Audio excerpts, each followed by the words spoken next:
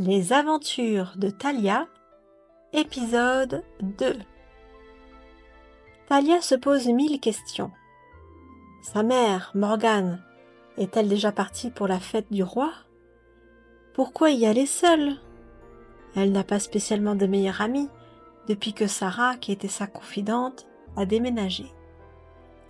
Sa sœur est décédée il y a 2 ans et elle n'a pas d'autre fratrie.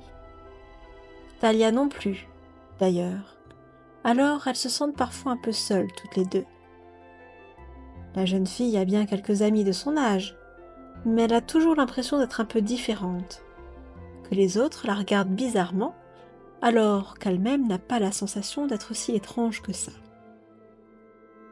Par acquis de conscience, Thalia fouille le reste de la maison, à commencer par la pièce au tableau. La mère de Thalia lui ferait-elle une mauvaise blague? Se serait-elle cachée quelque part, riant dans son coin, avant de s'exclamer « Bon, on y va? Ou tu attends le déluge ?» Mais non, personne, ni même dans la pièce au chat, dans laquelle seuls 2 matous font la sieste sur des tapis fixés à proximité du plafond avec des cordes. Thalia commence à craindre qu'il soit arrivé quelque chose à sa mère, mais elle se raisonne. La valise n'aurait pas disparu si Morgane s'était cassé la jambe sur le chemin du retour de son travail. Peut-être devrait-elle aller voir au restaurant qui embauche sa mère?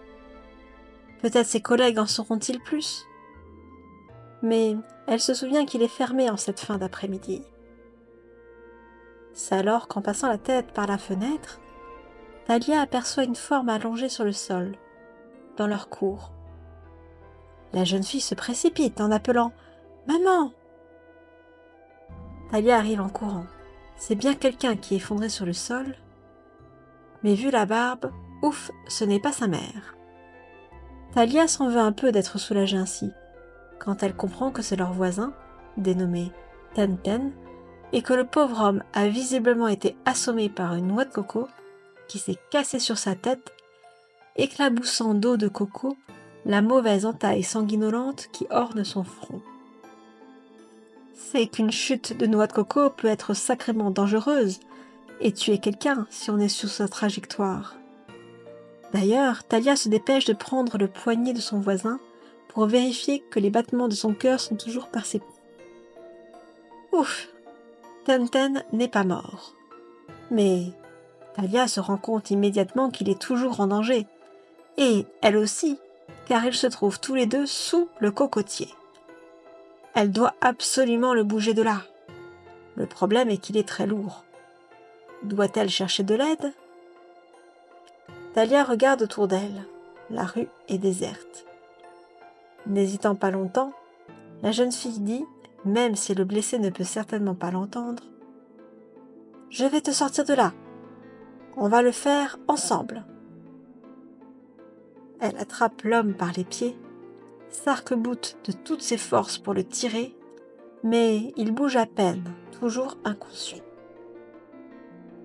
Après quelques vains efforts, Thalia s'essuie le front et ose jeter un regard en haut. Les noix de coco, encore accrochées à l'arbre, lui semblent bien menaçantes.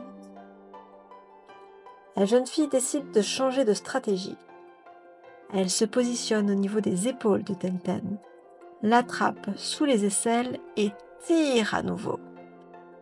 C'est bien, il bouge un peu.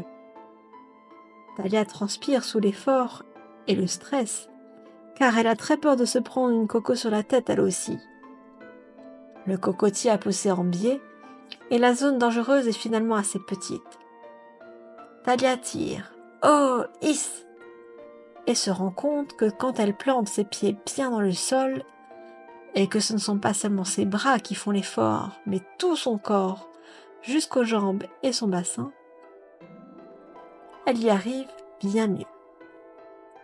Ça y est, elle a pu décaler assez son voisin pour qu'il ne risque plus d'être à nouveau sur la trajectoire d'une noix de coco.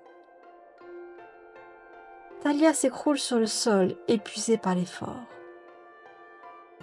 Puis elle se dit que sa peur n'était peut-être pas fondée, que 2 noix de coco avaient peu de probabilité de tomber coup sur coup. Mais comment savoir? Elle a bien fait d'agir ainsi, c'est plus prudent. Talia observe le blessé et se dit que le soleil de l'après-midi tape dur sur lui. Elle regarde à nouveau autour d'elle. Toujours personne. Les gens doivent déjà s'être rendus au centre-ville pour la fête du roi. Elle se dépêche d'attraper une natte dans sa cuisine et l'attache comme elle peut au tronc du cocotier d'un côté et de l'autre sur la vieille table branlante abandonnée dans leur cour. Ainsi, le pauvre Tenten a un peu d'ombre. À moitié satisfaite de sa tente de fortune, Talia va chez Atticus, un autre de leurs voisins, qu'elle vient entendre appeler ses enfants. « Atticus, Tenten est blessé !»« Que dis-tu? Un blessé? Qu'est-il arrivé ?»« Il a pris une noix de coco sur la tête. Il est complètement assommé, il a une mauvaise entaille sur le front. »« Et où est-il ?»« Dans ma cour. »« Je vais tout de suite aller le voir. Toi, va chercher Farid, son frère. Et Momo aussi, tu sais, celui qui joue très bien du banjo. »« D'accord. » Talia se précipite chez le frère de Tenten. Cela lui fait du bien d'agir en suivant des consignes, d'avoir la responsabilité à un adulte de prendre les choses en main. Heureusement, Farid est bien chez lui et court retrouver le blessé. Talia met un peu plus de temps à trouver Momo, qui n'était pas chez lui mais au domicile d'une de ses amies. « Momo, nous avons besoin de toi, Tenten est blessé. »« J'arrive !»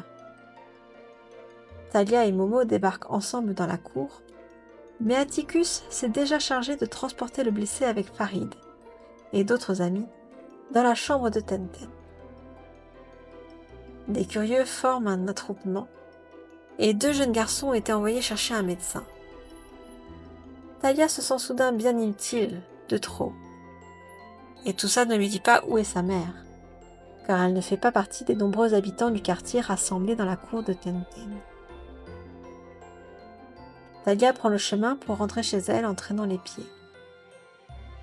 Elle regarde la misérable petite tente qu'elle avait fabriquée pour protéger le blessé du soleil. Personne n'a pris conscience de l'acte héroïque qu'elle a fait quand elle a déplacé Tenten dans la peur qu'une autre noix de coco ne chute. Puis elle hausse les épaules. Ce n'est pas pour être félicitée qu'elle a agi ainsi. Elle a simplement fait ce qu'elle pensait être son devoir à ce moment-là. Talia rentre alors chez elle. Peut-être sa mère reviendra-t-elle et lui racontera tout. Elle fait un peu de ménage en l'attendant. Puis la jeune fille dîne d'un peu de riz, croque une orange juteuse, mais reste seule. Elle n'a plus le cœur à profiter de la fête du roi. Et puis, elle sait que sa mère n'aimerait pas la voir y aller sans être accompagnée. C'est quand même une soirée où certains adultes ont tendance à consommer trop d'alcool. Sa mère ne se serait pas rendue à la fête sans elle, c'est sûr. La jeune fille sent que le creux de son coude commence à la démanger.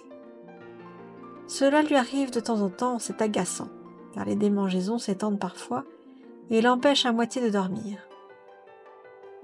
Enfin, c'est comme ça.